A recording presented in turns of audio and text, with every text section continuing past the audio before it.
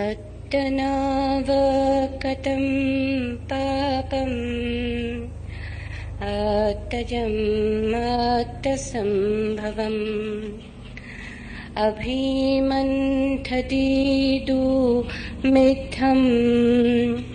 वजिरं वस्ममयं मणि यस्य चन्तदुःशिल्यं मालुवासालमिवोततं करोति तो तत्थानं यत्थानम् इच्छति दिशो सुकराणि असाधूनि अत्तनो अहितानि च यं वेहितञ्च साधुञ्च तं वे परमदुःखरम् यो शासनम् अरहतम् अरियाणम् धम्मजीवनीम् पटिक्को सती दुम्मेधो दिट्टिटिं निसाय पापिकम् फलानि कटकसेव अत्तधज्जायं फलति अत्तानवकतं पापम् अत्तना संकिलिस्सति अत्तनाकतं पापम् अत्तनावविसृज्यति शुद्धि अशुद्धि पच्यतं नाजमञ्ज विशोधये अत्तदथं परत्थेन बहुनापि न हापये अत्तदर्थम् अभिधाय सदत्थ पशुतोऽस्या।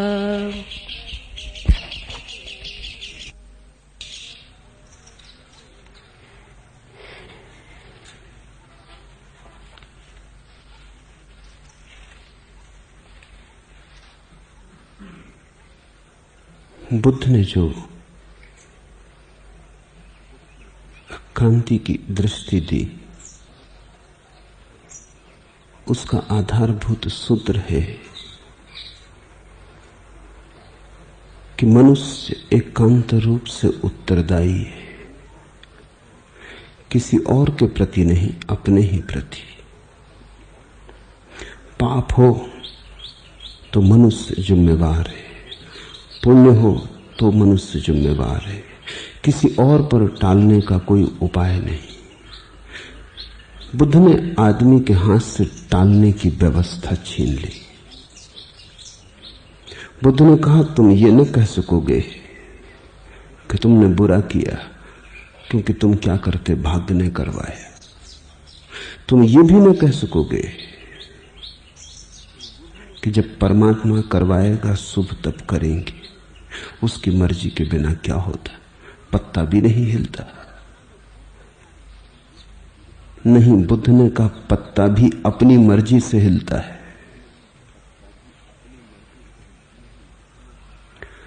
ये टालने के ढंग, बहाने, आदमी की बेईमानी के हिस्से जिनको तुम धर्म कहते हो, जरा गौर से देखना, कहीं उनकी ही ओट में तो अंधेरा नहीं छिपा है, कहीं दिया तले अंधेरा तो नहीं, कहीं ऐसा तो नहीं है कि धर्म की आड़ में ही तुमने अधर्म को छिपा दिया ताकि उसे तुम खुद भी न खोज सको। दूसरे तो धोखा खा ही जाएं, तुम भी धोखा खा जाओ। बुरा तुम करते हो, नाम नियति का लेते हो, भाग्य का लेते हो। शुभ तुम्हें करना है, कहते हो जब परमात्मा करवाएगा तब करेंगे, उसकी मर्जी के बिना कहीं कुछ होता है। बुद्ध ने तुम्हें तुम्हारे ऊपर फेंका और कहा तुम्हारी मर्जी ही नियति है, तुम्हारा निर्णय ही भाग्य है, और भगवान तुम्हारे भीतर छिपा है, उसे कहीं और टालने की सुविधा मत जुटाओ। ऐसे ही तो जन्म जन्म भटके, और कब तक भटकना है। कहीं प्रार्थना परमात्मा से बचने का उपाय तो नहीं। कहीं प्रार्थना करके सुलझ गए, झंझट मिटी, धर्म कर लिया, ऐसी सरल बातें तो नहीं खोज रहे हो। पाप तुम करते हो, स्नान करने गंगा जाते हो। पाप तुमने किया, धोएगी गंगा। किसे धोखा दे रहे हो? गंगा को? अपने को ही धोखा दे रहे हो। तुमने किया तो गंगा कैसे धोएगी?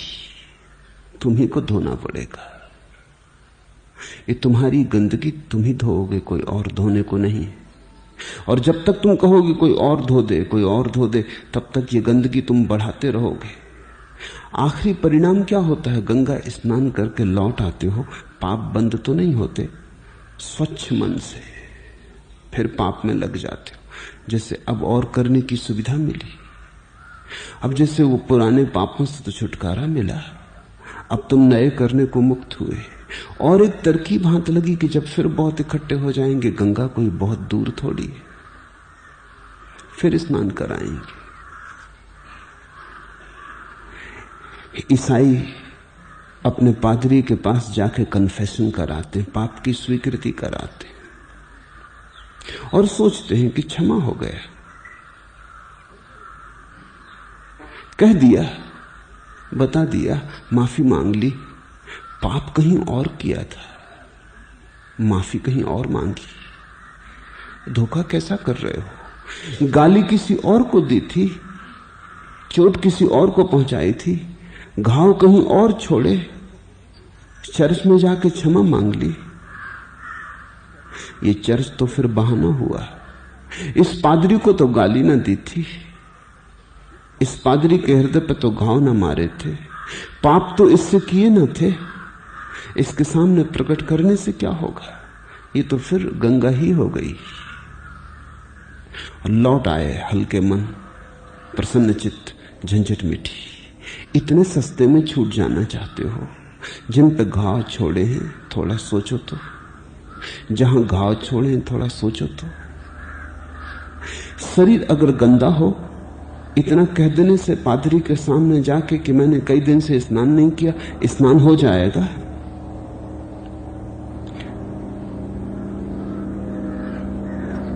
पादरी को यह कह देने से स्नान कैसे हो जाएगा? हां, तुम्हारा मन भला हल्का हो जाएगा कि चलो एक बात मन में काटती थी, कचोटती थी, कह दी, निर्भर हुए। लेकिन निर्भर होकर भी करोगे क्या?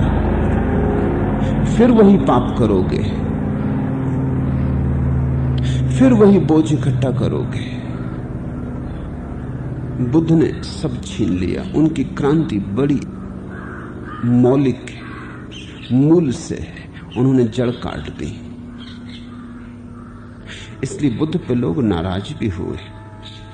ऐसे तुम सब सपने छीन लोगे, ऐसे कोई भ्रम न बचने दोगे। यही तुम समझो, बुद्ध तुमसे ये नहीं कहते कि संसार ही माया है, वो कहते तुम्हारा परमात्मा भी माया है। तुम्हारी दुकान तो झूठ है ही, तुम्हारा मंदिर भी झूठ है,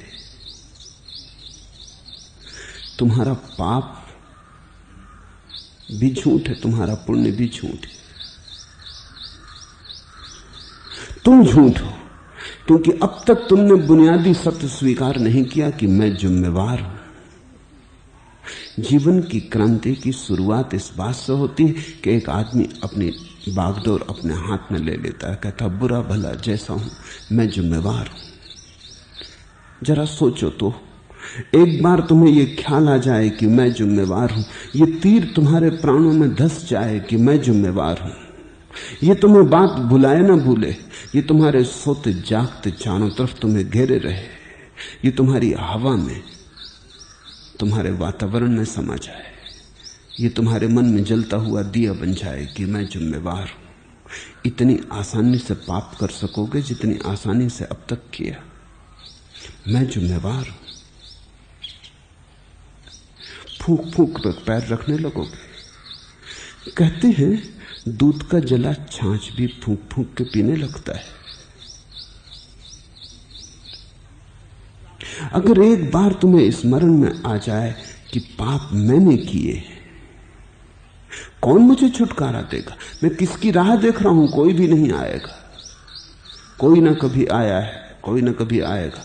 बंद करो ये द्वार, प्रतीक्षा बंद करो। तुम ही हो, तुम ही आए, तुम ही गए, कोई और नहीं आया है। तुम्ही ने किया, तुम्ही ने अन किया भी, तुम्ही ने अच्छा भी, तुम्ही ने बुरा भी, लेकिन जिम्मेवारी आत्यंतिक है, अल्टीमेट है। कोई इसमें भागीदार नहीं हो सकता। किसी परमात्मा के कंधों पर रख के तुम बंदूकें मत चलाओ और किन्हीं तीर्थों की आड़ में पाप मत करो।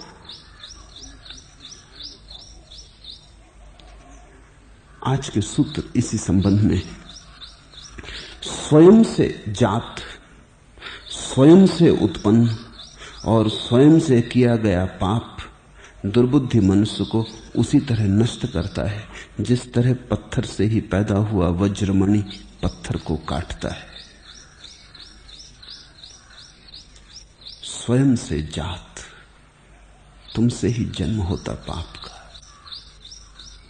स्वयं से उत्पन्न, तुमसे ही प्रकट होता पाप। जीता तुम्हारे ही सहारे, ऊर्जा तुम ही देते, शक्ति तुम ही देते, सांस तुम ही देते। स्वयं से किया गया पाप, और तुम पाप कर किससे रहे हो? घूम फिर के सब तुम ही पे लौट आता है। दूसरों के बहाने तुम जो कर रहे हो वो अपने से ही कर रहे हो। किसी को गाली तो दो, लौट आती, थोड़ी बजनी होके लौट आती, थोड़ी पैनी होके लौट आती, थोड़ी निखर के आ जाती, धार साफ हो जाती, और थोड़ा जहर लेकर लौट आती। किसी को प्रेम तो करो, पुरस्कारों की वर्षा हो जाती। तुम जो दूसरे के साथ कर रहे हो, बुद्ध कहते हैं दूसरा तो सिर्फ बहाना है। ये चिट्ठियां जो तुमने दूसरों के नाम लिखी, इन पर तुम्हारा ही पता है। इन्हें तुम डाल आओ पोस्ट ऑफिस में, सील मोहर लग के पोस्ट ऑफिस की, डाकिया तुम्हारे ही घर लौटा जाएगा। इन पे पता तुम्हारा है। इस जगत में तुम जो भी करोगे अंततः तुम अपने से ही कर रहे हो। स्वयं से किया गया पाप स्वयं के साथ ही किया गया है। इस गहरी बात को समझो, इसका स्वाद लो। तुमने अब तक जो किया है वही तो लौट लौट आया। कभी निंदा की निंदा लौट आई, कभी घृणा की घृणा लौट आई। ये जगत एक प्रतिध्वनि है। गीत गुनगुनाओ, सारा जगत गीत गुनगुनाने लगता। हंसो, दुनिया हंसती। मुस्कुरा के आकाश को देखो, आकाश तुम्हारी तरफ मुस्कुराता मालूम होता है। उदास होकर चांद तारों को देखो, वो भी उदास हो जाते, आंसू गिरने लगते उनकी आंखों से। तुम्हारा संसार तुम्हारे ही मन का फैलाव है। इसलिए बुद्ध कहते हैं, ये मत सोचना कि तुमने किसी और के साथ पाप किया, क्योंकि और के साथ किया तो ऐसा लगेगा फिर कोई बचने का उपाय कर लेंगे, फिर कोई व्यवस्था जुटा लेंगे, माफी मांग लेंगे, क्षमा मांग लेंगे, प्रार्थना पूजा कर लेंगे, पुण्य कर देंगे। लाख की चोरी की, थोड़ा दान कर देंगे। सभी चोर दान करते हैं। चोरी भारी हो जाती, दान करके हल्का कर लेते। दिन भर घृणा और क्रोध करते हैं, थोड़ा प्रेम कर लेते, जैसे समझा बुझा रहे हैं। बहके तो मैगदे में नमाजों पे आ गए। यूं आंख बद को हमने संवारा कभी कभी। जब मधुशाला में ज्यादा पी गए और परेशानी मालूम हुई, मस्जिद में जाके नमाज पढ़ ली। ऐसे इस दुनिया को भी संभाला, उस दुनिया को भी संभाला। बहके तो मैगदे में नमाजों पे आ गए। यूं आकबत को हमने संवारा, कभी कभी उस दूसरी दुनिया को भी संभालते रहे। होशियार लोग हैं, कुशल हैं, व्यवसायी हैं, गणित जानते हैं, मधुशाला में भी पी लेते हैं, मस्जिद में नमाज भी पढ़ाते हैं। ऐसे संसार को भी रिझा लेते हैं, परमात्मा को भी संभाले रहते हैं, उसे भी नाराज नहीं होने देते। चोरी कर लेते हैं, दान कराते। चोरों के भी देवता होते। चोरी करने के पहले हनुमान जी पे जाके नारियल चढ़ाते कि ख्याल रखना कहीं पकड़े न जाएं। अगर न पकड़े गए और चोरी सफल रही तो एक नारियल और चढ़ा देंगे। नारियल सड़े होते हैं, ये बात और।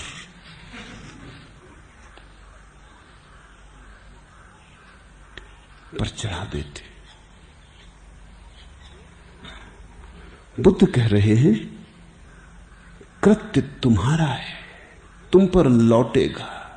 देर अबेर हो सकती, वर्तुल छोटा बड़ा हो सकता है, कभी तो जन्मों लग जाते हैं, तुम तक लौटने में इतना बड़ा वर्तुल होता है। जैसे कि तुम आवाज दो और चांद तारों से प्रतिध्वनि हो तो जन्मों लग जाएंगे, बड़ा समय बीतेगा, पर लौटेगी प्रतिध्वनि। संसार के आखिरी किनारों से लौटेगी। तुम यहां न होगे, तुम कहीं और होगे, पर लौटेगी। इसलिए तो कई बार तुम चौंकते हो कि कभी बुरा तो किया नहीं, इतना दुख पा रहा हूं। किया होगा, निश्चित किया होगा, अकारण कुछ भी नहीं होगा। बुद्ध की दृष्टि तो बड़ी वैज्ञानिक तर्क सरणी की है। वो कहते हैं जो मिलता है वो दिया होगा, जो काटते हो वो बोया होगा, जो भोग रहे हो वो तुम्ही ने निर्मित किया होगा। हम सब अपने ही बनाए घरों में रहते हैं। स्वयं से जात, स्वयं से उत्पन्न और स्वयं से किया गया पाप दुर्बुद्धि मनुष्य को उसी तरह नष्ट करता है जिस तरह पत्थर से पैदा हुई वज्रमणि पत्थर को काटती है। होती पत्थर से ही पैदा है वज्रमणि, होती पत्थर से पैदा है। हीरा है तो पत्थर ही, फिर पत्थर को काटता है। तो ये मत सोचना तुम कि जो तुम्हें काट रहा है वो तुमसे कैसे पैदा होगा। जो तुम्हें काट रहा है वो तुमसे ही पैदा होगा। जो दूसरे को काट रहा है वो दूसरे से पैदा होगा। हम अपने अपने जगत में रहते हैं। इस सत्य की स्वीकृति जिसने कर ली वो प्रौढ़ हुआ। इस स्वीकृति के आते ही तुम्हारे जीवन में रूपांतरण शुरू होता है। क्योंकि अब अगर तुम दुख नहीं चाहते तो दुख मत दो।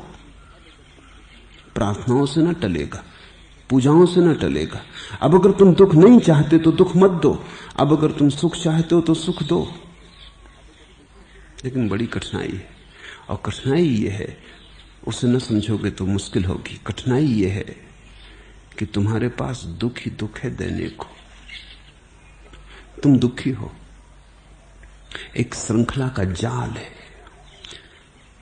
अतीत में जो कुछ किया है उसने तुम्हें दुखी बना दिया है। फसल काट ली जहर की, घर जहर से भरा है।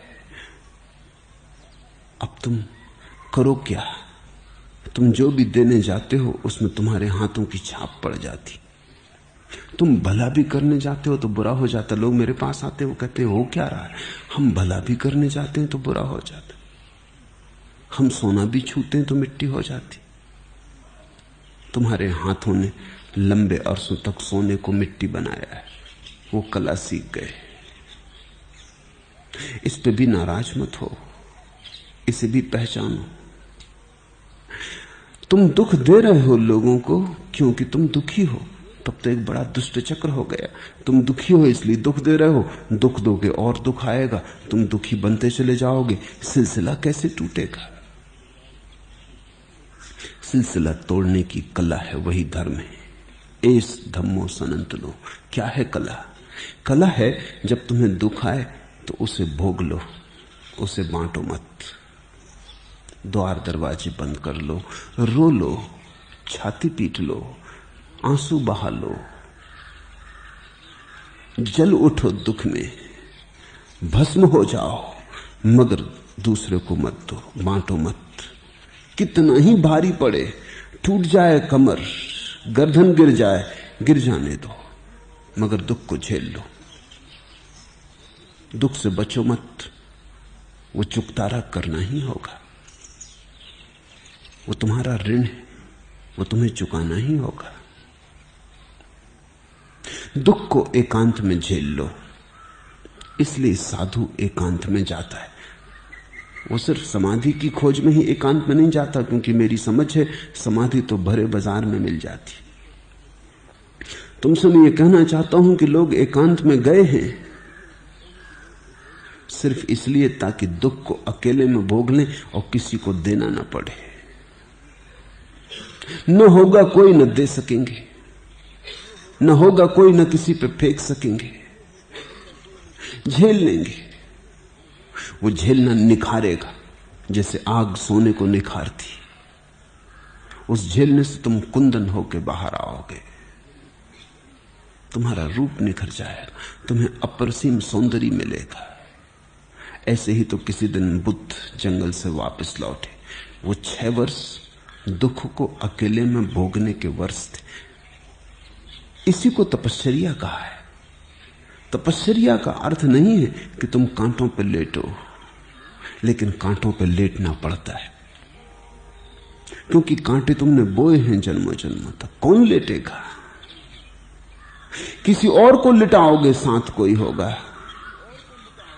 तब का इतना ही अर्थ है, तुम ही लेट लो, ताकि चुकतारा हो, ताकि श्रृंखला आगे ना चले। तब का यह अर्थ नहीं कि तुम भूखे मरो, लेकिन भूखे मरना होगा, क्योंकि तुमने भूखा मारा है।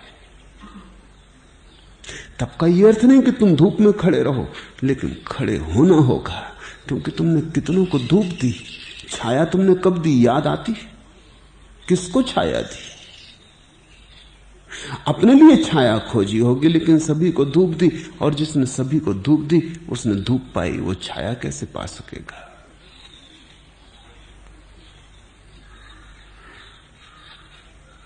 इस प्रक्रिया को ख्याल में ले लो। तपश्चर्या की प्रक्रिया है अतीत के दुखों को अब और नहीं बांटना है, अब अपने किए को स्वीकार कर लेना है। अब किसी को उसमें साझीदार नहीं बनाना, नहीं तो श्रृंखला जारी रहेगी। बुद्ध पर कोई थूक गया तो बुद्ध ने कहा चलो निपटारा हुआ। इसकी प्रतीक्षा करता था, नहीं तो बुद्ध होना मुश्किल था। कभी थूका था, इस आदमी पर राह देखता था, आ जाए थूक ले, बात समाप्त हो। वो आदमी तो समझा ही नहीं। बुद्ध के शिष्य भी ना समझे। आनंद ने कहा कि नहीं, ये हमारी बर्दाश्त के बाहर है, हम आपके कारण चुप हैं, अन्यथा हम इस आदमी को ठीक कर दें। छत्री थे सभी, तलवारों को पकड़ने की पुरानी आदत थी, इतनी जल्दी थोड़ी छूट जाती। क्रोध से भर गया आनंद। बुद्ध ने कहा इस पर मुझे आश्चर्य नहीं होता, आश्चर्य तुझ पर होता है। इससे तो मेरा लेना देना है, जो दिया था लौटा गया। ये तो बड़ा भला आदमी, तू क्यों नाहक उबला जा रहा है? अगर तूने इसके साथ कुछ किया तो ध्यान रखना, जैसा मैं निपटारा कर रहा हूं कभी निपटारा करना पड़ेगा। मत फंस इस जाल में, मैं फंस चुका हूं। अब ये भी बाहर आया हूं, तू फंसा जा रहा है। मैं इसी जाल के बाहर आ रहा हूं और तू भीतर जाने की कोशिश कर रहा है। तुझे देख के आश्चर्य होता है आनंद, फिर तेरे ऊपर थूका भी नहीं। थूका मेरे ऊपर, तू क्यों परेशान होता है जब मैं ही परेशान नहीं? लेकिन जिन्हें परेशान होना है वो दूसरों के कारण भी परेशान हो लेते। जिन्हें पाप में गिरना है वो दूसरों के बहाने भी पाप में चले जाते। वो कहते थे मित्र जा रहा था वैश्यालय की तरफ, क्या करते? इंकार न कर सके कि मित्र ने बहुत आरजू मिन्नत की सो पी गए, शराब पी ली, क्या करते? मेरे पास लोग आते हैं, वो कहते हैं क्या करें, व्यवसाय में पीना पड़ता है, विदेशियों से धंधा है, क्या करें, पीना पिलाना पड़ता है। मैं उनसे कहता हूं तुम पानी पी लिया करे, शरबत पी लिया करे, बहुत पाप ही करना हो कोका कोला पी लिया करे, कि कुछ भी पी लेना। क्यों बहाने क्यों खोज रहे हो? कौन किसको जबरदस्ती पिलाता है? किसने किसको जबरदस्ती पिलाया? हां, यह भी हो सकता है कि तुम न पियो तो शायद दूसरे को भी ख्याल आए, शायद तुम उसके सामने एक प्रश्न चिन्ह बन के खड़े हो जाओ, शायद तुम न जाओ वैश्यालय को तो तुम्हारा मित्र भी ठिठक जाए। नहीं, लेकिन लोग कहते हैं क्या करें? क्यों इतने नपुंसक बनते हो?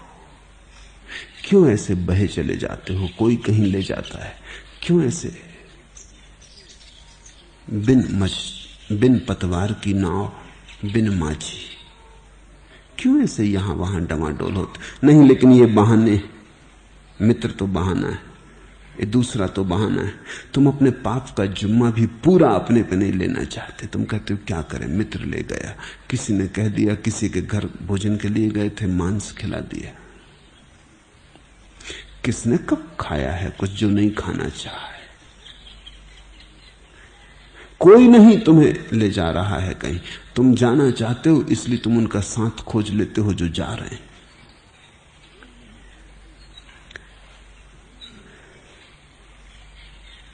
जिन्हें दुखी होना है वो दूसरे का दुख भी अपने ऊपर ले लेते हैं, और जिन्हें सुखी होना है वो अपने दुख की श्रृंखला को भी नहीं बढ़ाते, उससे रोज रोज छीन करते, उसकी निर्जरा करते, रोज प्रसन्न होते कि चलो एक और निपटारा हुआ, एक संबंध अटका था वो भी मुक्त हुआ। बुद्धत्व का अर्थ क्या है? मोक्ष का अर्थ क्या है? मोक्ष का अर्थ है किनारे से फिर एक भी खूंटी लगी न रह जाए, नाव मुक्त हो।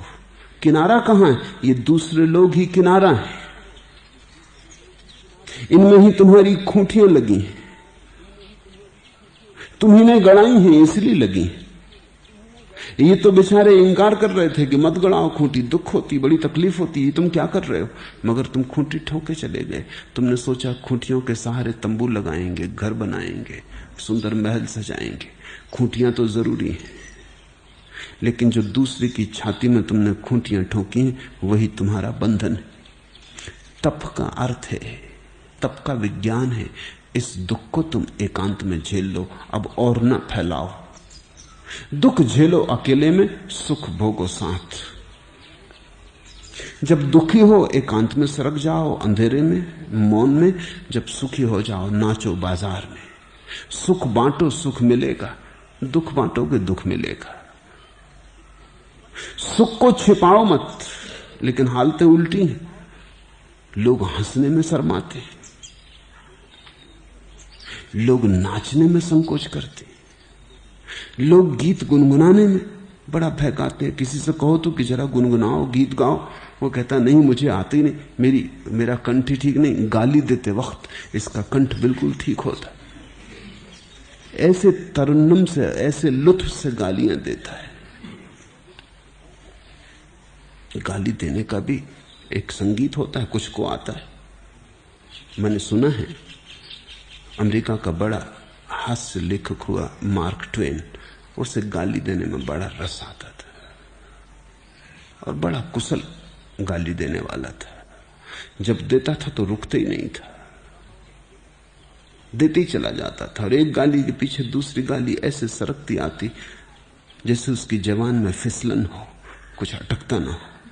पत्नी परेशान थी, घर के लोग परेशान थे, क्योंकि भद्द हो जाती, बेहुदी बातें हो जाती। कहीं भी उतर आता वो, जरा पी लेता और बस शुरू कर देता। सब तरह समझा चुकी थी, आखिर कोई रास्ता ना देखकर एक दिन उसने दूसरी बात तय की। उसने कहा ऐसे ही है।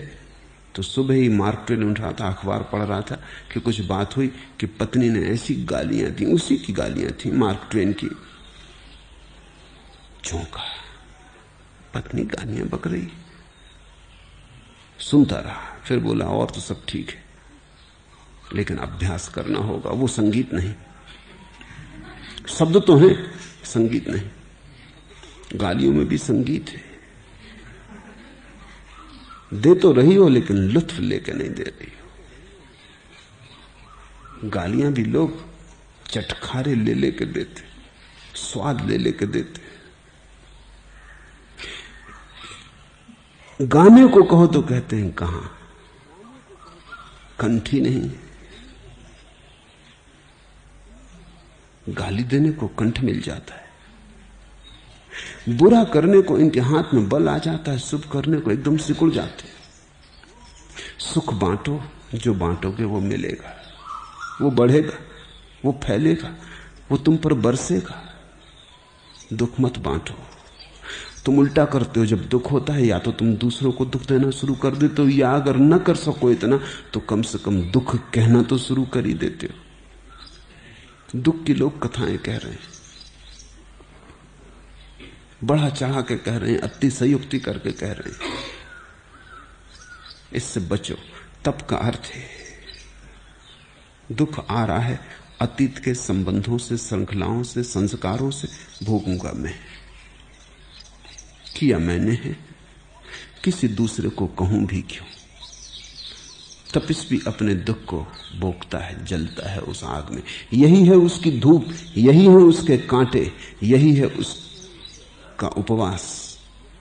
इसलिए एकांत में हट जाता है कि कोई होगा तो कहीं भूल चूक हो जाए, कोई मौजूद होगा शोरगुल सुन ले, सहानुभूति प्रकट करने आ जाए। नहीं, एकांत में चला जाता है। ये चेहरा किसी और को दिखाने का नहीं, ये बड़ा बीभत्स है, ये बड़ा कुरूप है। लौटेंगे फिर जब चेहरे पर कोई और रौनक आ जाएगी और कंठ किसी गीत से भर जाएंगे और पैरों में नृत्य होगा, पायल बजती होगी, घूंघर साज देते होंगे, तब लौटेंगे। वीणा बजती होगी, कुछ होगा देने को, बांटने को, तब लौटेंगे। ये बस शक्ल,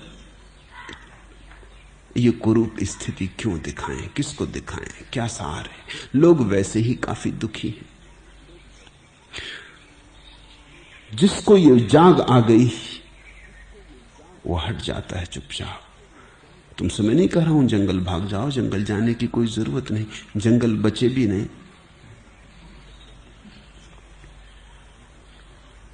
लेकिन एकांत, एक कमरा खोज लो, कोना खोज लो, घर में, गांव के बाहर, मंदिर में, मस्जिद में, कहीं भी जहां तुम अकेले हो सको, वहां दुख को जी लो।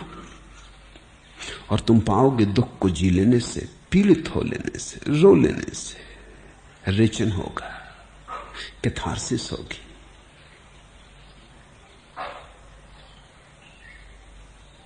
तुम स्वच्छ हो उठोगे। और ये स्वच्छता गंगा में नहाने की स्वच्छता नहीं है। ये स्वच्छता केवल जाके पादरी के पास स्वीकार कर लेने की स्वच्छता नहीं है। ये स्वच्छता वास्तविक है। तुमने भोगा दुख, उससे तुम निखरे, और तब दोबारा किसी को दुख मत दो। तब तुमसे सुख की धारा बहेगी। स्वयं से जात, स्वयं से उत्पन्न और स्वयं से किया गया पाप दुर्बुद्धि मनुष्य को उसी तरह नष्ट करता है जिस तरह पत्थर से पैदा हुआ वज्रमणि पत्थर को काटता है। इसे संजो के रख लो हृदय की मंजूसा में। ये मत कहना कि मैं खुद ही अपने को दुख कैसे दूंगा। वज्रमणि काटती है पत्थर को ही, पत्थर से ही पैदा होती। जरा गौर से देखना, तुम्हारे ही हाथ तुम्हें दुख दे रहे हैं। कभी देखा खुजली आ जाती है, तुम जानते हुए ज्यादा खुजला लेंगे, लहूलुहान हो जाएंगे, पीड़ा होगी, फिर भी खुजलाए चले जाते हो। एक रस है, एक दुर्दम्य रस है, जानते हुए बोधपूर्वक फिर भी खुजलाए चले जाते हो।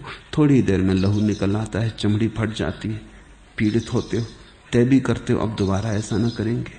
खुजलाने से कहीं खुजली मिटी, दुख देने से कहीं दुख मिटा। अब तक तुमने खुजला खुजला के अपनी आत्मा को बड़े घावों से भर लिया है। ये हाथ तुम्हारे, ये आत्मा तुम्हारी। अगर अभी भी दुख पूरा न हुआ हो तो बात और, अन्यथा रोको।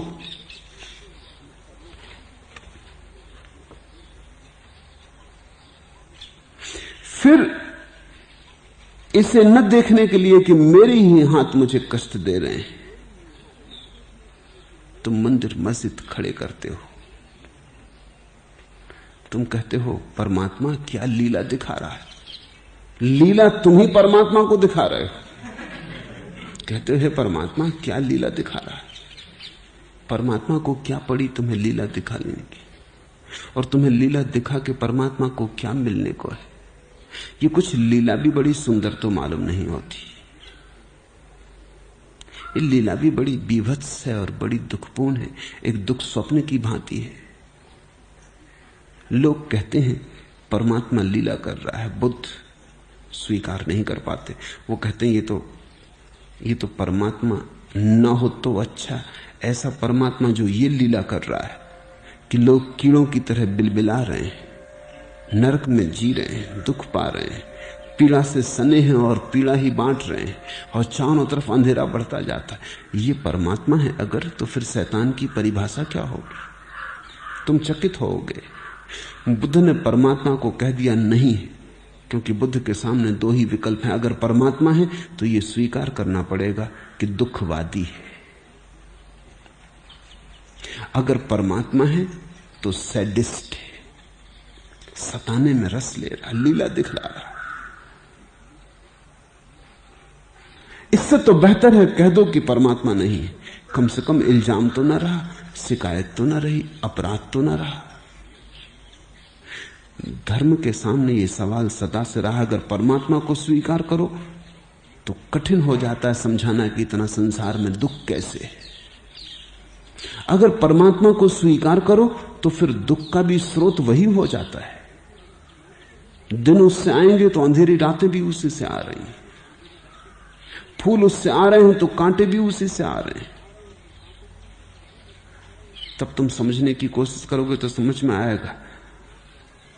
बुद्ध जड़ से इस प्रश्न को काट देते हैं। वो कहते हैं परमात्मा नहीं, बस तुम हो, और लीला दिखा रहे हो तो तुम ही दिखा रहे हो। देख चुके काफी, बंद करनी है। ये रहे सूत्र, बुद्ध कहते हैं ये रही कुंजियां, बंद करो थिएटर, घर जाओ। जन्म से तो उड़ रहा निस्सीम इस नीले गगन पर, किंतु फिर भी छांव मंजिल की नहीं पड़ती नयन पर, और जीवन लक्ष्य पर पहुंचे बिना जो मिट गया तू, जग हंसेगा खूब तेरे इस करुण असफल मरण पर।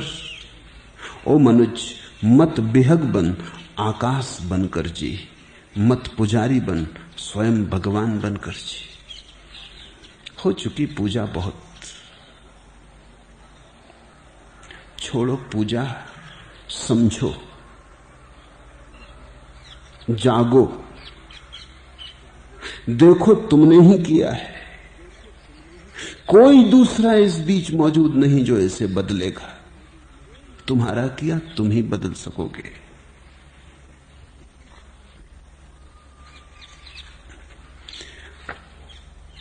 मालव लता से वेष्टित साल वृक्ष की भांति जिसका दुराचार उसे घेर कर फैला हुआ है, वह अपने प्रति ठीक वैसा ही करता है जैसा उसके शत्रु चाहते।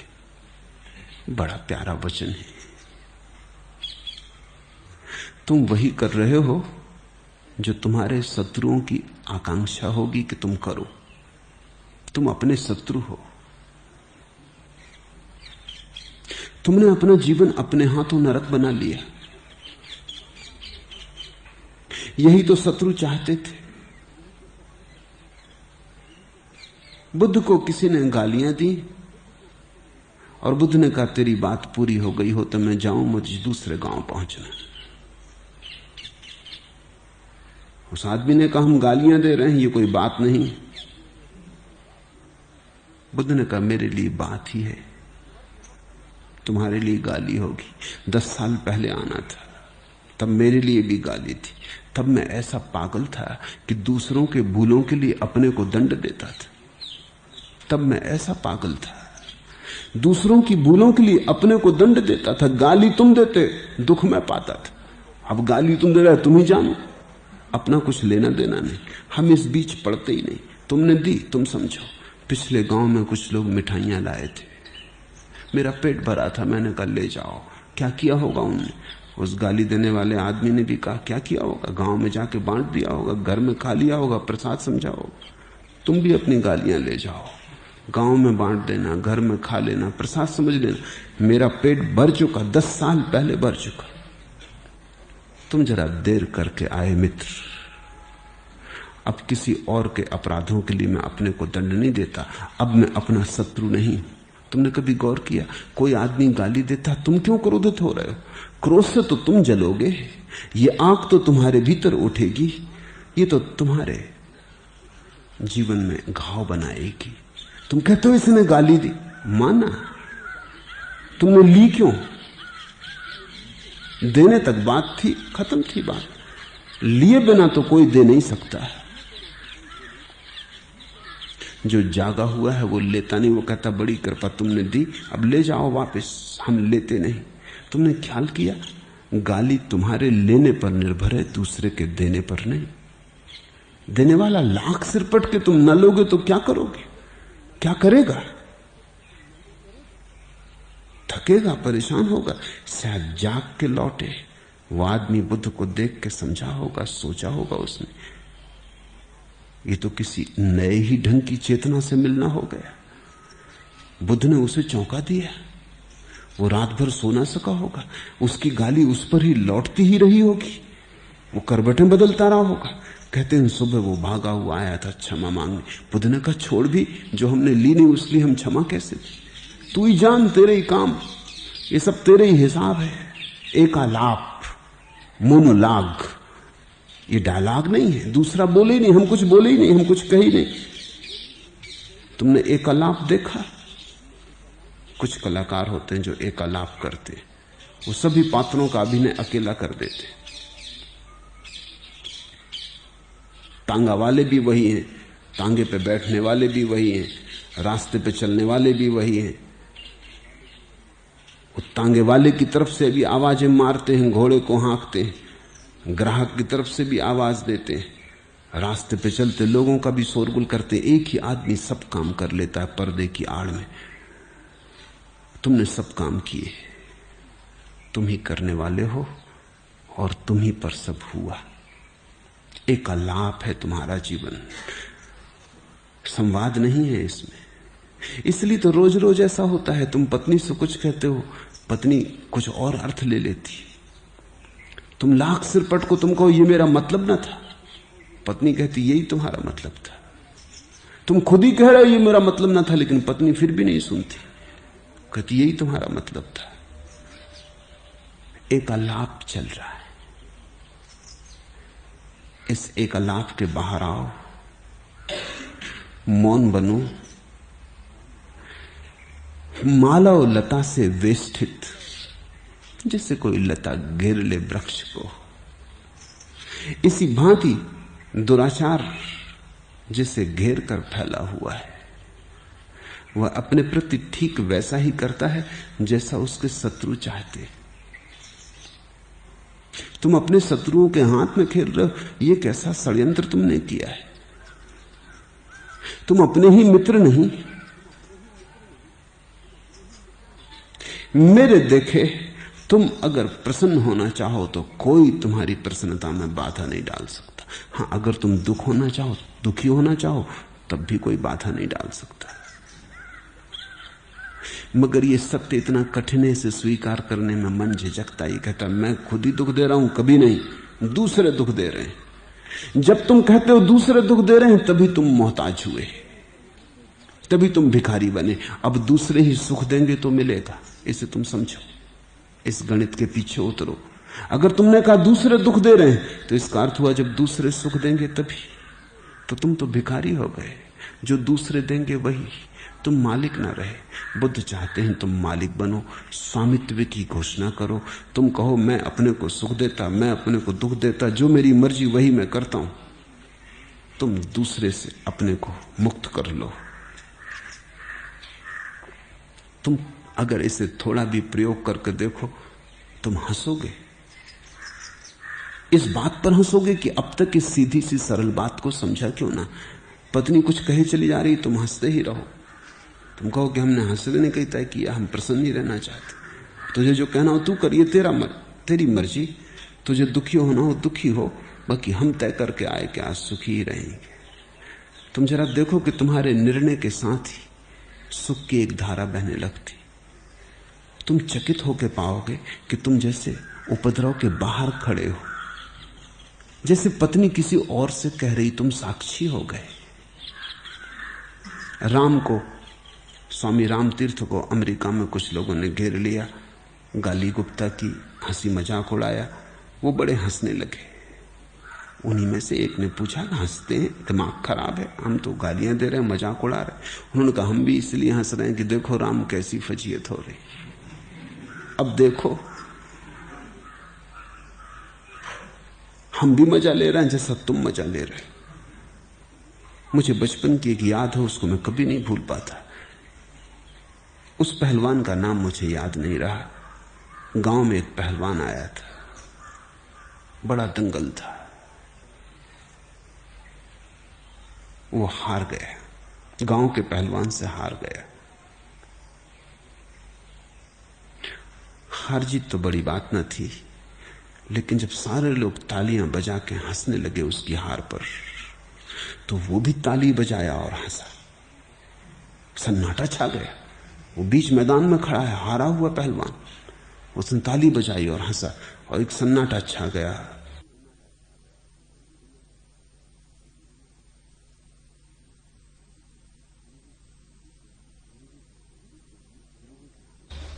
लोगों की हंसी रुक गई, ये क्या मामला है? वो और खिलखिला के हंसा, सिर्फ उसकी हंसी गूंजने लगी। किसी ने पूछा ये मामला क्या, तुम्हारा दिमाग तो खराब नहीं होगा? उसने दिमाग खराब नहीं हुआ, हम भी देख रहे हैं। बड़े पहलवान बने फिरते थे, खूब खाई, चारों खानों की आई, उसको मैं भूल ही नहीं पाता। वो आदमी अद्भुत था, उसने हार को जीत में बदल लिया। जीता हुआ उदास खड़ा था सामने, बस्ती हंस रही थी, चुप हो गई। हारा हुआ जीत गया। वो आदमी सिर्फ पहलवान न रहा होगा, गहरी उसकी फकीरी थी, शरीर से उसका नाता न था। और उसकी हंसी भी मैं नहीं भूल पाता। वो दिल खोल के हंसा था। वो कोई ऐसी हंसी न थी जैसे कोई जबरदस्ती हंसता है, जैसे फूल झरे। उसने सन्नाटा ला ही दिया। तुम जरा जिंदगी को ऐसे दूर खड़े होकर देखना शुरू करो, वही बुद्ध कह रहे हैं। मगर हम दूसरों के हाथ में खेलते रहते। हमने अपनी कुंजियां दूसरों के हाथों में दे दी। हम बांट आए अपना स्वामित्व। कोई दुखी है, पूछो क्यों, वो कहते हैं क्या करें। दुर्भाग्य से एक कर्कशा स्त्री मिल गई। सुकरात से एक जवान आदमी पूछने गया, उसको बड़ी कर्कशा स्त्री मिली थी। ज़ेन थिप्पे उसका नाम था। कहते ऐसी औरत बड़ी मुश्किल से मिलती। कर्कशा औरतें तो बहुत होती, मगर वो बेजोड़ थी, वो अतुलनीय थी। सुकरात जैसा प्यारा आदमी, वो पत्नी इतनी उपद्रवी थी कि उसे एक क्षण चैन से न बैठने दे, मारती पीटती भी थी।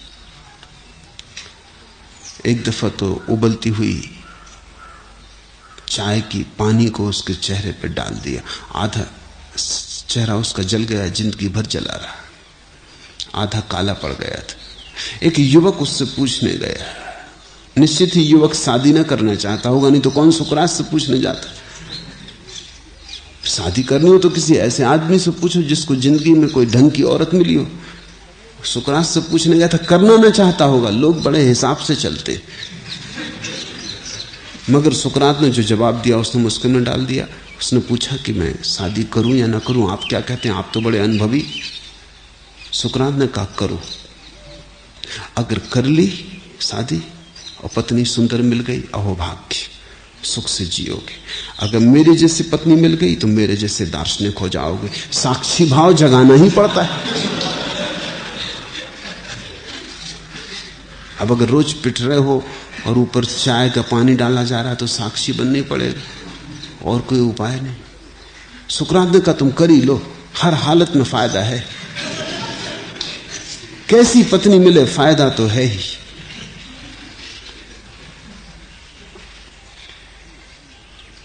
हमने चाबियां बांट दी, हमने अपनी कुंजियां बांट दी। कुछ बेटे के हाथ में है, कुछ पत्नी के, कुछ पति के हाथ में है, कोई बाप के, कोई फिर इतने से भी हमारा चैन नहीं होता तो मंदिर, मस्जिद, पंडा, पुजारी बांटते फिरते हैं। जितनी देखी दुनिया सबकी देखी दुल्हन ताले में, जितनी देखी दुनिया सबकी देखी दुल्हन ताले में। कोई कैद पड़ा मस्जिद में, कोई बंद शिवाले में। किसको अपना हाथ थमा दूं, किसको अपना मन दे दूं। कोई लूटे अंधियारे में, कोई ठगे उजाले में। पर सब तरफ असल में जब तुमने किसी के हाथ में हाथ दिया तभी तुम ठगे गए।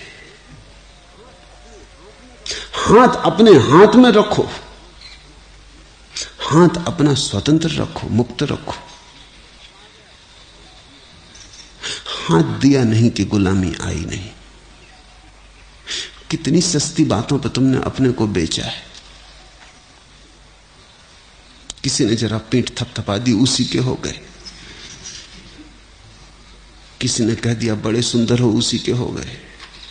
किसी ने कह दिया बड़े बुद्धिमान हो, उसी के हो गए।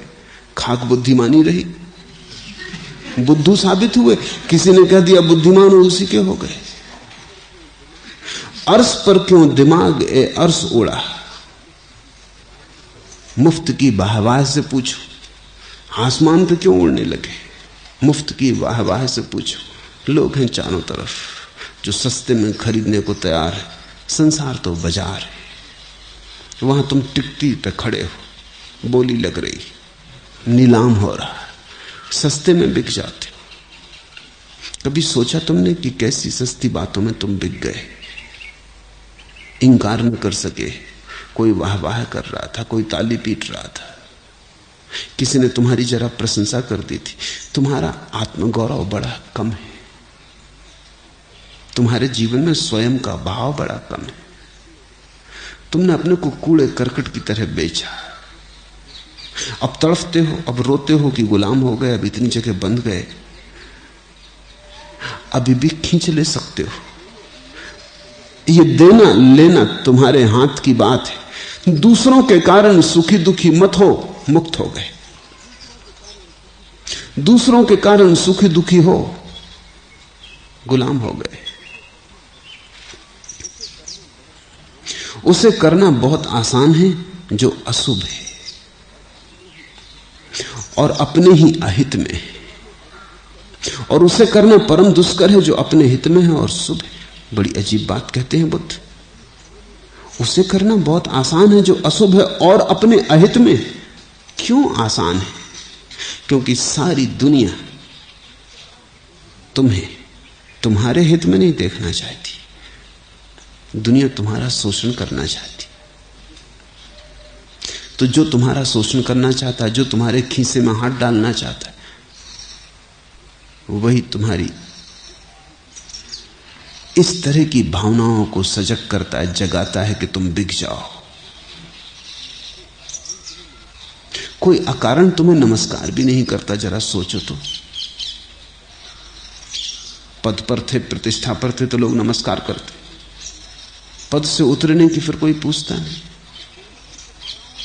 फिर कोई नहीं पूछता कि कौन हो, कहां जा रहे हो, क्या हुआ, कहां से आ रहे हो।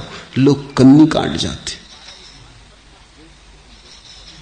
देख के अनदेखा कर देते।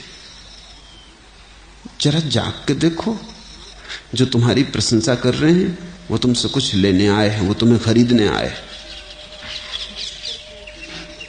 अर्श पर क्यों दिमाग है अर्श उड़ा, मुफ्त की वाह वाह से पूछो।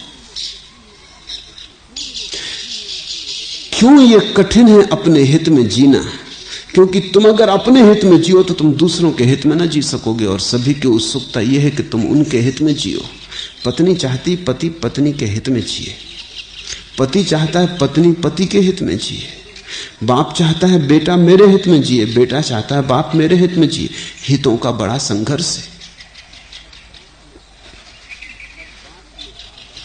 हर बात में आपाधापी है, चालाकी है, तर्रारी है। दुनिया के फसाने का उन्वा मक्कारी है, अयारी है। अफसोस है कि ऐसी दुनिया में तू मस्त ए मैं एक खुददारी है। तेवर तो देख जवानी के, जड़ काट के रख तकलीद की तू, बुनियाद भी रख तस्दीद की तू। उम्मीद भी रख ताईद की तू तेवर भी देख जमाने के, तेवर तो देख जमाने के। चारों तरफ एक गहन संघर्ष है, लोग तुम पे कब्जा करना चाहते। दुनिया बड़ी है, सभी तुम पे कब्जा करना चाहते। मां अपनी तरफ खींचती, पत्नी अपनी तरफ खींचती है, मंदिर अपनी तरफ खींचता है, मस्जिद अपनी तरफ खींचती है। सभी तुम पे कब्जा करना चाहते हैं। बाजार बड़ा है, खरीदार बहुत हैं, बिकने को तुम अकेले टिकटी पे खड़े हो। अगर होश ना रखा तो तुम भटक जाओगे। हर बात में आपाधापी है, चालाकी है, तर्रारी है। दुनिया के फसाने का उन्मा मक्कारी है, अयारी है। अफसोस है कि ऐसी दुनिया में तू मस्त ए मैं ए खुददारी है और तुम अपने अहंकार की शराब में डूबे खड़े हो। और चारों तरफ तुम्हें खरीदने की दौड़ लगी है और तुम अपने अहंकार की शराब में बेहोश हो। बिकोगे, कटोगे, टुकड़े टुकड़े हो जाओगे, खंड खंड होके छितरोगे, बिखरोगे, जोड़ना मुश्किल हो जाएगा। तेवर तो देख जमाने के, जरा देखो तो दुनिया की नजर किस भांति तुम पर लगी है, किस तरह तुम्हें बेच लेने को, बाजार में रख देने को सभी की उत्सुकता है। तेवर तो देख जमाने के, जड़ काट के रख तकलीद की तू, अनुकरण की जड़ को काट दो। बुनियाद भी रख तस्दीद की तू, मौलिक होने की बुनियाद रखो, स्वयं होने की बुनियाद रखो, उधार होने की नहीं। उम्मीद भी रख ताईद की तू और सफल होने की आशा भी रखो। तू तेवर भी देख जमाने के, तेवर तो देख जमाने के। क्या कठिनाई हो गई आदमी को, क्यों ये मुश्किल हो गया अपने हित में होना। छोटा बच्चा पैदा होता है, मनस्विद बड़ा श्रम कर रहे हैं आधुनिक समय में। पिछले 50 वर्षों में बच्चे के संबंध में बड़ी खोजें की गई हैं जो कि पूरी मनुष्य जाति के इतिहास में कभी नहीं की गई थी। बच्चा खोज का कभी कारण ही ना रहा था। बच्चे की खोजों ने इतनी साफ बातें कर दी हैं कि बुद्धों के वचन आज पहली दफा ठीक ठीक गणित की तरह समझे जा सकते हैं। छोटा बच्चा पैदा होता है, असहाय, निर्भर,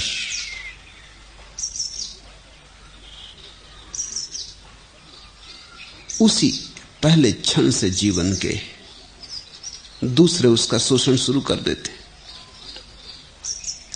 अगर छोटा बच्चा जब मां चाहती है तब दूध न पिए तो मां नाराज हो जाती। बच्चे की भूख की किसी को फिक्र नहीं है। मां को सिनेमा देखने जाना है, बच्चे को दूध पीना चाहिए। बच्चे को भूख भी लगी या नहीं, बच्चे से कोई नहीं पूछता तेरा हित क्या है, तेरा सुख क्या है, अभी तू क्या चाहता है। बच्चे को कोई पता नहीं कि सिनेमा भी होता है। अगर बच्चा दूध पीने से इंकार करे मां नाराज होती।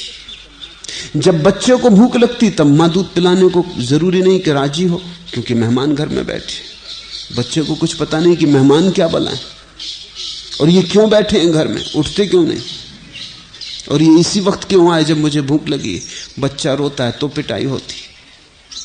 बच्चे को जब भूख लगती तब जरूरी नहीं मां दूध दे, बच्चे को जब भूख नहीं लगती तब भी मां दूध देती। और धीरे धीरे बच्चा एक बात समझ लेता है कि मेरे हित का सवाल नहीं। मां की तरफ देखने लगता है कि कब वो दूध देना चाहती तब दूध ले लेता है, कब वो नहीं देना चाहती तब चुपचाप पड़ा रहता है, सिकुड़ा, रोना चाहता, चिल्लाता भी नहीं, क्योंकि और पिटेगा, उससे कुछ सार नहीं, करके देख लिया। फिर ऐसे ही जीवन की बुनियाद पड़ती है। बच्चा कुछ करना चाहता है, माँ बाप कुछ करवाना चाहते हैं। हर जगह बच्चा पाता है मेरे हित में और उनके हित में विरोध है, और मेरे हित को पूरा करना असंभव है क्योंकि मैं असहाय हूं, निर्भर हूं। उनका ही हित पूरा करना पड़ेगा। वे ताकतवर हैं, शक्तिशाली हैं, झुकना होगा। उनके हाथ में रोटी है, मकान है, कपड़े। धीरे धीरे बच्चे ने अपने को बेचना शुरू किया। तुमने कभी देखा? मैं गौर से देखता रहा हूं, अगर छोटा बच्चा मुस्कुराए तो जरूरी नहीं कि मां मुस्कुराए उस वक्त, लेकिन जब मां मुस्कुराती तो बच्चे को मुस्कुराना चाहिए। जब मां मुस्कुराती है तो बच्चे को मुस्कुरा कर उत्तर देना चाहिए। इसकी अपेक्षा है। अगर बच्चा उत्तर न दे तो नाराजगी है। नाराजगी बच्चा अभी उठा नहीं सकता है, बहुत महंगी, अभी इतना समर्थ नहीं। लेकिन बच्चा अगर मुस्कुराए तो जरूरी नहीं कि मां मुस्कुराए, हजार और काम भी। ये कोई फुर्सत की बात है, जब होगी समय जब मुस्कुरा लेगी। धीरे धीरे बच्चा एक बात सीख लेता है कि इस संसार में अगर जीना हो तो अपने हित की बात भर मत करना। बच्चा राजनीतिज्ञ हो गया, कूटनीतिज्ञ हो गया। जब मां समझती है हंसना जरूरी, तब हंसता है चाहे भीतर आंसू भरे हो। जब हंसी आती तब रोक रखता है, देखता है चारों तरफ ठीक माहौल है, उचित अवसर है, कहीं बेवक्त तो नहीं हंस रहा हूं, नहीं तो मार पड़े। धीरे धीरे धीरे धीरे युवा होते होते अपने से छूट जाता है, अपना हित ही भूल जाता है। और सभी उसे समझा रहे हैं स्वार्थी मत बनो, सभी उससे कह रहे हैं परार्थ करो, मां जो कहती है उसकी इच्छा पूरी करो अगर तुम असली सच्चे बेटे हो। बड़ी हैरानी की बात है, बेटा अपनी इच्छा पूरी करे या मां की इच्छा पूरी करे। बाप कहता है मेरी इच्छा पूरी करो। मैंने एक छोटे लड़के से पूछा तू क्या बनना चाहता भविष्य में? उसने कहा कि पागल हो जाऊंगा, बनने का तो सवाल ही नहीं। मां डॉक्टर बनाना चाहती, बाप इंजीनियर बनाना चाहता है, भाई एक्टर बनाना चाहता है, बहन की कुछ और इच्छा है, काकियां हैं, काका हैं, सबकी अलग इच्छा। पागल हो जाऊंगा? मुझे तो पता ही नहीं चलता कि मैं क्या बनना चाहता हूं, लेकिन वो सब उत्सुक हैं बनाने को, और वो सब खींचातानी कर रहे हैं। ऐसा वक्त आ जाता है जल्दी कि बच्चे के अपने से संबंध ही छूट जाते। ये सबसे बड़ी दुर्घटना है जो मनुष्य के जीवन में घटती। उसको अपनी भावनाओं का बोध नहीं रह जाता, दिशा का बोध नहीं रह जाता, उसके भीतर का की घड़ी अस्त व्यस्त हो जाती। जब समय होता है तब भूख जब होती तब समय नहीं। धीरे धीरे वो भूल ही जाता है कि भूख कब लगती है, समय से खाने लगता है, घड़ी देख लेता है, 12 बज गए, भोजन का वक्त हो गया। ऐसे सारी जिंदगी झूठी हो जाती। पत्नी है तो प्रेम करना चाहिए, प्रेम से कोई पत्नी हो ये समझ में आता है, लेकिन पत्नी है इसलिए प्रेम करना चाहिए, घड़ी देख के भोजन करना हुआ। प्रेम हो और कोई पत्नी हो जाए बात ठीक, लेकिन उसकी सुविधा समाज नहीं देता। मां है इसलिए प्रेम करना चाहिए, कर्तव्य निभाओ। सब तरफ से हटाया जा रहा है उसे स्वयं से, और सब उसे अपने अपने हित में खींच लेना चाहते। मेरे एक मित्र थे, उनका एक बेटा मंत्री था। वो खुद मंत्री होना चाहते थे, हो ना पाए। जेल वगैरह तो बहुत गए, मगर कुछ सिक्का बैठा नहीं, कुछ फिसड्डी रहे। दूसरे दांव मार ले गए, जो कम भी जेल गए थे, गए भी नहीं थे कई, तो वो भी दांव मार ले गए। सीधे साधे आदमी थे, पर लड़के को किसी तरह मंत्री बना दिया, लेकिन मंत्री बनकर लड़का मर गया। बड़े दुखी हुए, बड़े दुखी हुए, आत्महत्या की सोचने लगे। मैंने उनसे पूछा कि आपका दूसरा लड़का भी है, अगर ये मरता तो आप आत्महत्या की सोचते? बोले कभी नहीं। दूसरा लड़का, उसने कोई महत्वाकांक्षा ही पूरी नहीं की, न वो मंत्री बना, न बड़ा नेता हुआ, न कुछ। उनके मुंह से एकदम निकल गया कभी नहीं। मैंने कहा दोनों तुम्हारे बेटे हैं, एक मर गया तो तुम आत्महत्या करने को उतारू हो, और मैं तुमसे पूछता हूं दूसरा मर जाता तो तुम आत्महत्या करते, तुम कहते हो कभी नहीं। थोड़ा सोचो तो क्या कह रहे हो। इसका मतलब सिर्फ इतना हुआ कि पहले बेटे ने तुम्हारी मानी, तुम्हारी महत्वाकांक्षा के लिए कंधा दिया, जो तुम होना चाहते थे वो हो गया। तुम्हारा पहला बेटा झूठा था, तुम्हारा दूसरा बेटा थोड़ा सच्चा है, वो अपने से जी रहा है। और मैं तुमसे कहता हूं शायद तुम्हारा बड़ा बेटा इसलिए मर गया कि झूठा था, बड़े तनाव में था, बड़ा परेशान था, बेचैनी में था। मेरी बात सुने बड़ी चोट लगी कि मैं ऐसे दुख के समय में और ऐसी दार्शनिक समस्या छेड़ रहा हूं। मैंने कहा दुख के समय में अगर दार्शनिक समस्या न छेड़ो तो कब छेड़ोगे? सुख के समय में छेड़ो। लोग कहते हैं अभी सुख का समय, ये क्या बात छेड़ रहे? दुख का समय, ये क्या बात छेड़ रहे? कब छेड़नी? आप सुख और दुख से दोनों से कभी अलग होंगे। जो हो जाए उससे छेड़ने की जरूरत नहीं, वो तो साक्षी हो गया, वो तो जान ही गया। उसे करना बहुत आसान है जो अशुभ है और अपने ही अहित में। बुद्ध के ये वचन बहुत गौर से याद कर लेने जैसे, हृदय पर लिख जाएं। और उसे करना परम दुष्कर है जो अपने हित में और शुभ है, क्योंकि संसार तुम्हें निर्मित करता है दूसरों की सेवा के लिए। एक पादरी छोटे बच्चों को समझा रहा था कि दूसरों की सेवा करना चाहिए। भगवान ने तुम्हें दूसरों की सेवा के लिए बनाया। एक छोटा बच्चा खड़ा हो गया, उसने कहा कि ये तो हम समझ गए कि हमको उसने दूसरों की सेवा के लिए बनाया, दूसरों को किस लिए बनाया इसका भी तो पक्का पता चल जाए। पादरी भी थोड़ा सख्चाया होगा। कभी कभी बच्चे ऐसे सवाल उठा देते हैं कि बूढ़े जवाब नहीं दे सकते, बूढ़े बेईमान हैं। पादरी थोड़ा झिझका होगा कि क्या जवाब देना, क्योंकि अगर वो ये कहे कि दूसरों को उसने तुम्हारी सेवा के लिए बनाया तो बच्चा काफी तेज तर्रार मालूम होता है।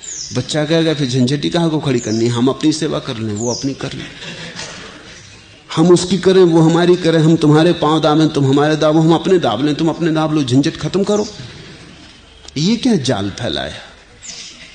अगर ये कहे कि दूसरों को उसने इसलिए बनाया कि तुम उनकी सेवा करो, तो बच्चा कहेगा ये तो जरा जाति मालूम होती, हमको सेवा के लिए बनाया और उनको सेवा लेने के लिए बनाया, आखिर हमारा कसूर क्या है।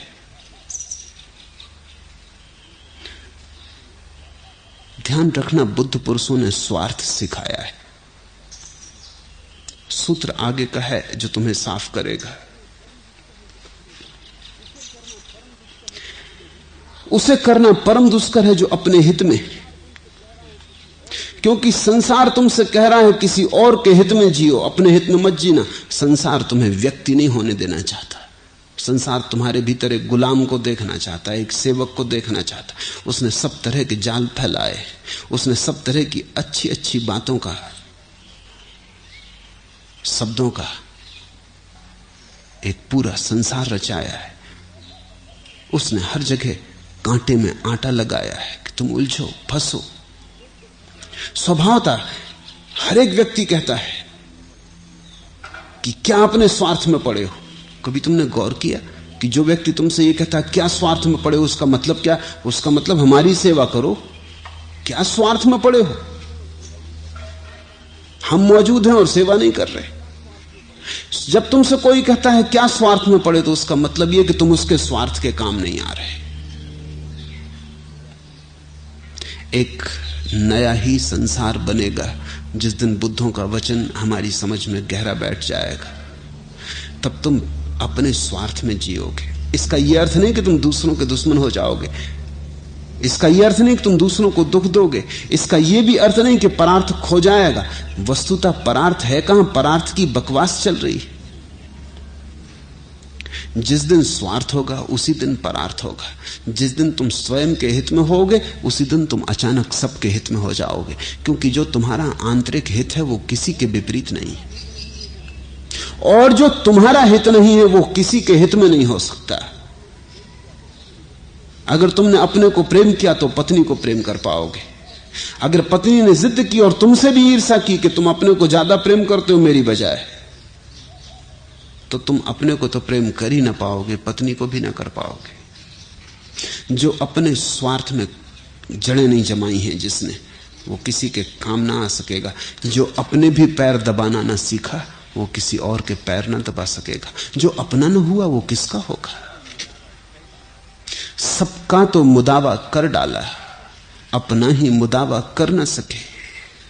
सबके तो गिरेबां सी डाले, अपना ही गिरेबां भूल गए। सबका तो इलाज कर डाला, खुद को ही भूल गए। सबका तो उपचार कर दिया, खुद बीमार ही बने रहे। मैंने सुना है एक बीमार आदमी एक चिकित्सक के पास गया और उसने कहा कि मैं बहुत परेशान हूं, ये खांसी, सूखी खांसी मेरा पीछे नहीं छोड़ती। कई चिकित्सकों के पास गया, कुछ सार नहीं, सब दवाएं करवा ली, कोई सार नहीं। फिर किसी ने मेरे आपके पास भेजा कि आप बड़े अनुभवी हैं। उसने कहा हूं अनुभवी।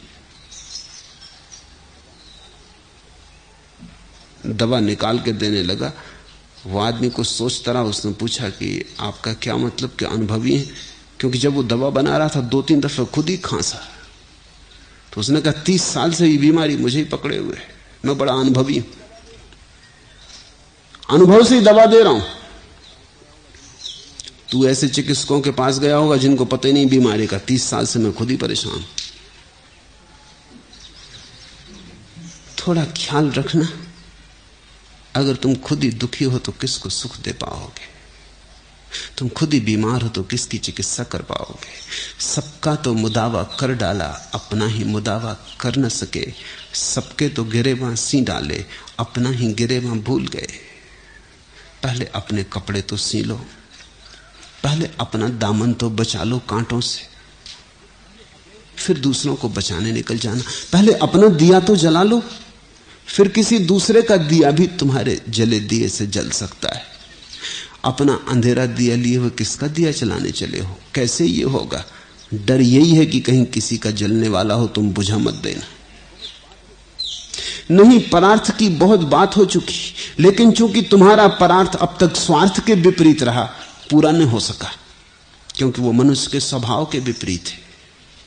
एक ऐसा परार्थ चाहिए जो स्वार्थ के अनुकूल हो, एक ऐसा परार्थ चाहिए जो स्वार्थ के संगी साथी हो सके, पैर मिला के चल सके, स्वार्थ के साथ जिसका संगीत जुड़ सके। बुद्ध उसी स्वार्थ की बात कर रहे हैं और इसलिए कठिन हो गया है। जिस व्यक्ति को भी सत्य को पाना हो, स्वयं को पाना हो, उसे एक बात तय कर लेनी होगी, उसे अपने व्यक्तित्व में खड़े रहने की हिम्मत जुटानी होगी। ये कठिन है, ये सारे संसार से संघर्ष में पड़ना है। सन्यास सरल नहीं। सन्यास का अर्थ ही यही है कि तुमने अब स्वयं होने की बात सोची,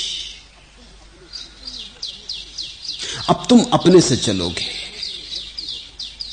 अब तुमने ये कहा कि मैं व्यक्ति होता हूं, हो चुका, भीड़ का हिस्सा बहुत। कल बी के संग भी रात मुझे मिलने आए, परेशान है, कहने लगे अब सब काम धंधे से छुटकारा करवा दें। कहा छोड़ दो, अब संन्यास्त हो जाओ। उसने जरा मुश्किल है। क्या मुश्किल है? जो रोजमर्रा का ढांचा है उसमें बेचैनी आएगी। कब तक उस ढांचे के हिस्से बने रहोगे? और अगर उस ढांचे का इतना मूल्य है तो तुम भी ढांचा ही होकर रह जाओगे, आत्मा कभी ना खोज पाओगे। अगर तुम इतने भी स्वतंत्र नहीं हो कि तुम अगर संन्यास्त होना चाहो तो संन्यास्त ना हो सको, तो तुम कैसे आत्मवान हो सकोगे? वस्तुतः जहां कठिनाई है वहीं चुनौती है, और जो चुनौती को स्वीकार करता है वही आनंद की फसल भी काटता है। वो मर्द नहीं जो डर जाए माहौल के खूनी मंजर से। उस हाल में जीना लाजिम है जिस हाल में जीना मुश्किल है। जहां कठिनाई मालूम पड़े उसे चुनौती समझो। उस हाल में जीना लाजिम है जिस हाल में जीना मुश्किल है।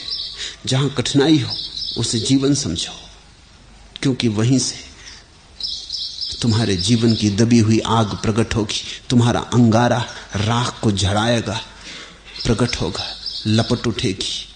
मैं जानता हूं डर लगता है, पत्नी नाराज होगी, डर लगता है बच्चे हंसेंगे घर में, डर लगता है भाई क्या कहेंगे।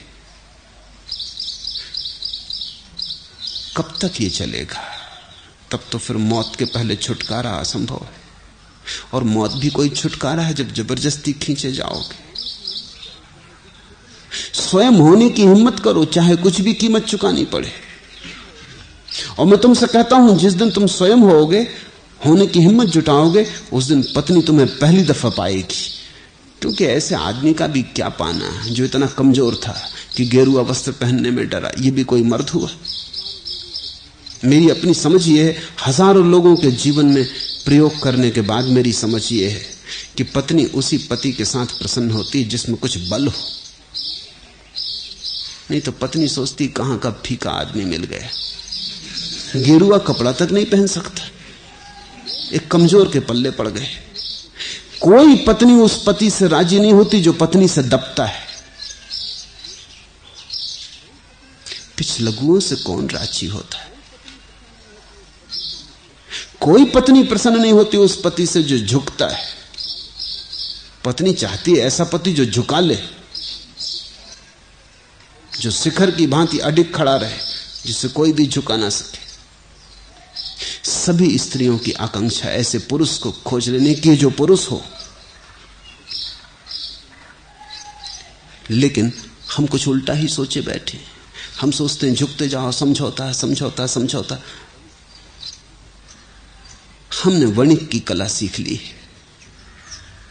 हम हर हाल में समझौता कर लेते। धीरे धीरे हम समझौते ही रह जाते, हमारे भीतर से सत्य खो जाता है।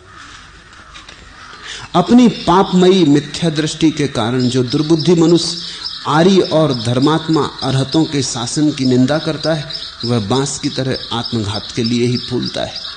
बुद्ध कह रहे हैं, जिन्होंने जाना है वे हैं अरहत। अरहत का अर्थ होता है जिन्होंने अपने शत्रुओं पर विजय पा ली। बाहर के शत्रु नहीं, भीतर के शत्रु। अरि यानी शत्रु, जिनके शत्रु हत हो गए, गिर गए, जिन्होंने अपने क्रोध पर, घृणा पर, वैमनस्य पर, ईर्षा पर विजय पा ली। ऐसे अरहत पुरुषों ने जो कहा है, उसकी जो निंदा करता है, वो उस बांस की तरह है जो फूल रहा है, फूल के फटेगा। उसका फूलना ही उसका आत्मघात हो जाएगा। जो आर्य और अरहतों के, बुद्ध ने आर्य शब्द का उपयोग जातिवाचक दृष्टि से नहीं किया। आर्य का अर्थ होता है श्रेष्ठ, उत्तम। जो पुरुषोत्तम है, जिसने अपने भीतर की आत्मा को, अपने भीतर के पुरुष को उपलब्ध कर लिया, जिसने अपने भीतर के सत्य से पहचान कर ली, उसकी जो निंदा करता है वो आत्मघाती है। तो निंदा करते समय थोड़ा विचार करना, आलोचना करते समय थोड़ा विचार करना। कहीं ऐसा तो नहीं है कि तुम उसकी निंदा करते हो, उसकी आलोचना करते हो जहां जहां तुम्हारे जीवन में क्रांति घटित होने की संभावना थी, जहां जहां चुनौती थी। ऐसे बहुत लोग हैं जो मेरी किताब पढ़ेंगे लेकिन मेरे पास आने से डरते, जो चोरी छिपे मेरे संबंध में बात करेंगे लेकिन आमने सामने ना आएंगे। क्या कारण होगा? और मैं जानता हूं उनमें से बहुत निंदा भी करेंगे, आलोचना भी करेंगे। लेकिन आलोचना और निंदा करनी हो उसके पहले जान तो लेना चाहिए मैं क्या कर रहा हूं, यहां क्या हो रहा है। यहां वो कभी आए ही नहीं। निश्चित ही उनकी निंदा और आलोचना आत्मवंचना है। अगर आलोचना करनी हो, निंदा करनी हो, पहले ठीक से परिचित तो हो लो, जरा स्वाद तो ले लो। इस मधुशाला में आओ, जरा डोलो तो। खुश्क बातों में कहां इस शेख कैफ ए जिंदगी, वो तो पीकर ही मिलेगा जो मजा पीने में। थोड़ा आओ, पियो, थोड़ा डगमगाओ, फिर स्वाद के बाद ठीक न लगे इंकार करना। लेकिन बिना स्वाद लिए इंकार करने का एक ही कारण हो सकता है कि तुम डरते हो कि अगर पास आए तो गए, पास आए तो खोए, पिया तो डूबे।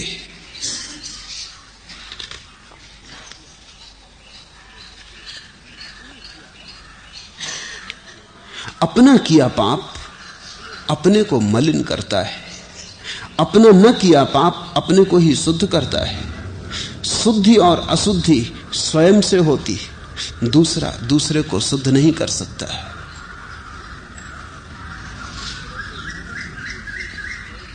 दूसरे के बहुत हित के लिए भी स्वयं के हित की हानि ना करे, बड़ा अनूठा वचन है।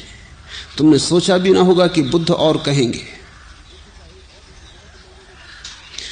बुद्ध का एक वचन बहुत लोगों ने प्रचलित किया है, बहुजन हिताय, बहुजन सुखाय। वो लोगों के मतलब का दिखा, उन्हें समझ में आया कि ये बात काम की है, लेकिन इस वचन को बहुत प्रचार नहीं मिला। और ये वचन बड़ा कीमती है। शायद पहला वचन ना भी कहा हो, लेकिन ये वचन तो निश्चित बुद्ध पुरुष ही कह सकते हैं। दूसरों के बहुत हित के लिए भी स्वयं के हित की हानि ना करे। अपने धर्म की बात को समझकर, अपने अर्थ की बात को समझकर अपने ही अर्थ के साधन में लग जाए। स्वार्थ। तो जब मैं तुमसे कहता हूं स्वार्थ धर्म है, तो घबराना मत। मैं अकेले ही ऐसा नहीं कहता, बुद्ध भी यही कह रहे हैं। लेकिन जब बुद्ध कहते हैं तो सोच के कहा है, क्योंकि स्वार्थ से ही परार्थ के फूल खिलते हैं। जो स्वयं के अर्थ की खोज में लग गया, वो फिर किसी की हानि ना कर सकेगा। और जिसने अपना सुख पा लिया, वो सुख बांटेगा, करेगा क्या? फूल खिलेगा तो सुगंध बिखरेगी, फिर फूल रोक थोड़ी पाएगा सुगंध को। एक बार खिले भर तो हम कहते हैं फूल अपना स्वार्थ साध, अभी तू फिक्र मत कर दूसरों की, अभी तो तू अपनी जड़ों को फैला पृथ्वी में, सोख रस को, जीवन को, सूरज को पी, मेघ को निमंत्रित कर, अभी अपनी फिक्र कर। एक बार तेरा फूल खिल जाए, बस गंध तो उड़ेगी, गंध तो दूसरों तक पहुंचेगी। फिर कोई उपाय थोड़ी है खिले फूल को बंद हो जाने का कि रोक ले। खिलने का अर्थ ही बढ़ जाना है। तो बुद्ध कहते हैं सुखी तो हो जाओ, फिर तो सुबास लुट जाएगी। पहले स्वार्थ साध लो। लेकिन दूसरे तुम्हें उल्टा ही सिखा रहे हैं। वो कह रहे हैं परार्थ, दूसरे की सेवा करो। दूसरे यानी वो, दूसरे का अर्थ है सीधे सीधे नहीं कह सकते मेरी सेवा करो, कह रहे हैं दूसरे की सेवा करो। भिखमंगे रास्ते पे बैठे हैं, वो कहते हैं दान दो, दान महापुण्य है, दान धर्म है। लोभ पाप का बाप बखाना, वो लोगों को कह रहे हैं। तुम ये मत समझ लेना कि वो दान के पक्ष में, वो ये कह रहे हैं दान इधर दो, कहां जा रहे हो?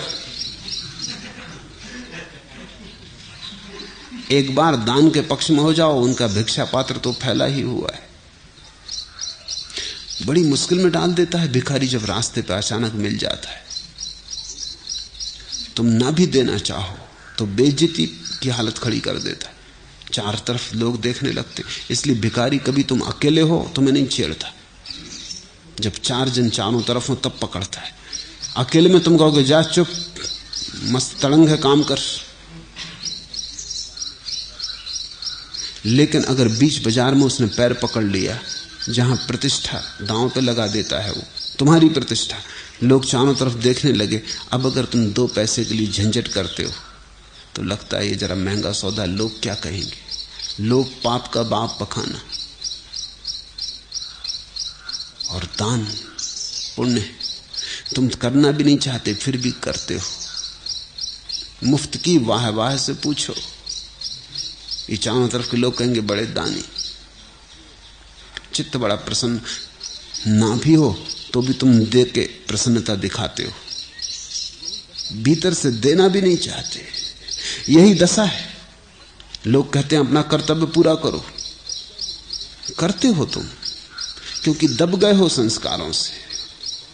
लेकिन बुद्ध का वचन सुनो, दूसरे के बहुत हित के लिए भी स्वयं के हित की हानि ना करे।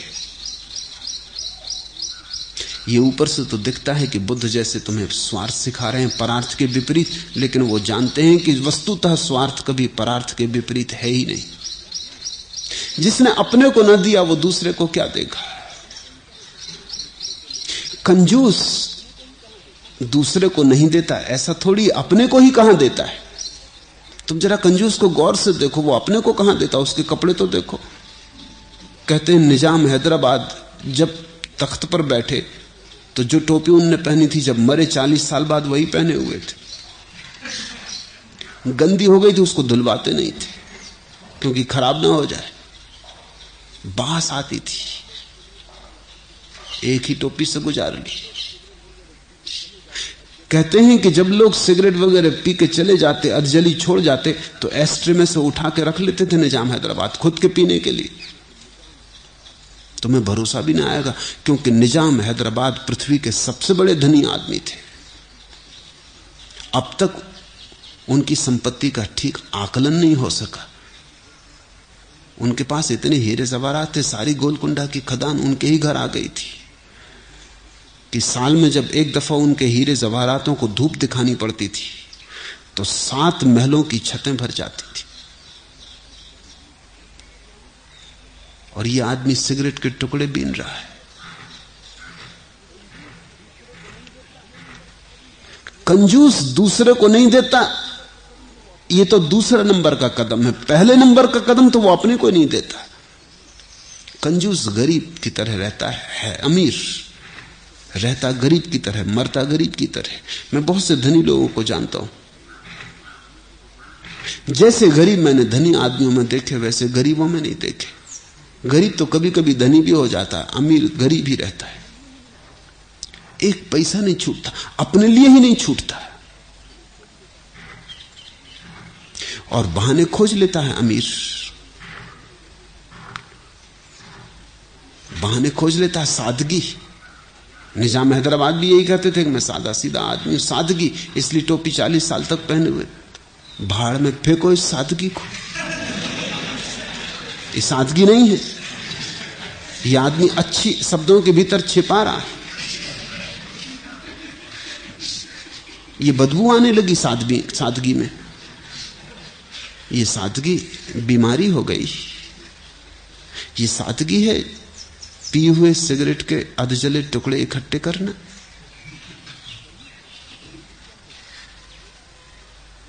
और गंदगी क्या होगी? अगर ये सादगी है तो सादगी से बचाए भगवान। नहीं, ये सादगी नहीं है, लेकिन कंजूस भी कहता है सादगी। जो बांट कर जीते उनको कहता है फिजूल खर्च। फिजूल खर्च, खुद को ही नहीं देता। तुम जरा अमीरों की जिंदगी तो देखो, कैसे गरीब की तरह जीते। अगर अमीर की तरह जीने लगे, अगर अपना ही आनंद खोजने लगे, तो बांटना तो अपने आप आ जाएगा। इसलिए बुद्ध ठीक ही कहते हैं, लेकिन कठिन है, क्योंकि बिल्कुल उल्टा सिखाया जा रहा है। सारी सिखावन उल्टी है। डंक निहायत जहरीले हैं मजहब और सियासत के। नागों की नगरी के बासी की फुंकार तो देख, सुख की गर्दन काट रही है दुनिया की तलवार तो देख। जिस तलवार को चूस रहा है उस तलवार की धार तो देख। धर्म और सियासत, राजनीति और धर्म, दोनों के डंक बड़े जहरीले। राजनीति सिखाती मर मिटो देश के लिए, मर मिटो समाज के लिए।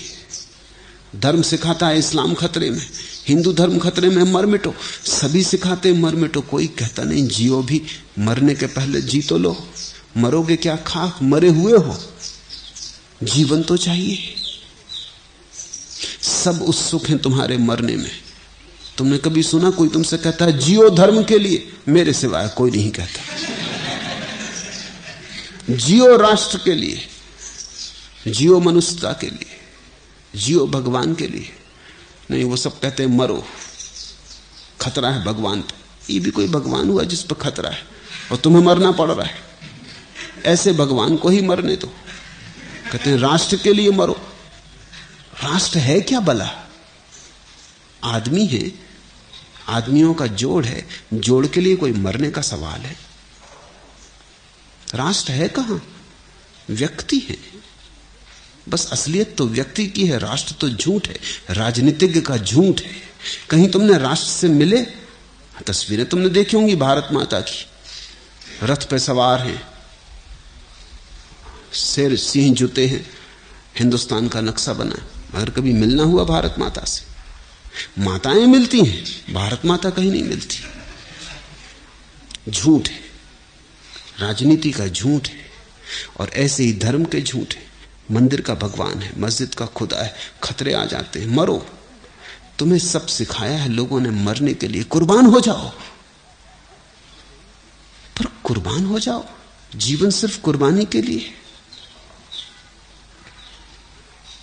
नहीं, जीवन है जीवन के रस को जानने के लिए। जागो और जियो। और मैं तुमसे कहता हूं कि अगर तुम जाग कर जिए तो तुम्हारे जीवन में तो फूल होंगे ही, तुम्हारी मृत्यु में भी फूल होंगे। क्योंकि मृत्यु तो वही प्रकट करती जो जीवन भर तुम इकट्ठा करते हो। दूसरों के बहुत हित के लिए भी स्वयं के हित की हानि ना करे। अपने अर्थ की बात को समझकर अपने ही अर्थ के साधन में लग जाए। तुम अपने को पालो, वो तुम्हारी पहली संपदा है। फिर और संपदाएं आएंगी पीछे छाया की तरह। तुम आत्मा को खोज लो, फिर सब खोजने के द्वार खुल जाएंगे। इस एक को जान लेने से सब जान लिया जाता है, इस एक को पा लेने से सब पा लिया जाता है। आज इतना है।